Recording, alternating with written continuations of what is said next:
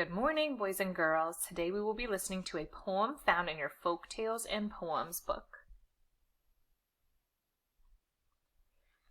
This word is tabbies. That definition is cats with stripes.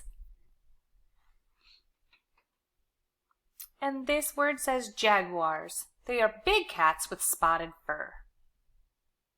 Here is our poem. It's called Cat Twisters. Two tabbies in tutus tiptoe and tap. Black cats bring big brown bugs back in bright blue bags. Jaguars jiggle and juggle jugs of giant jelly beans. Cat Twisters.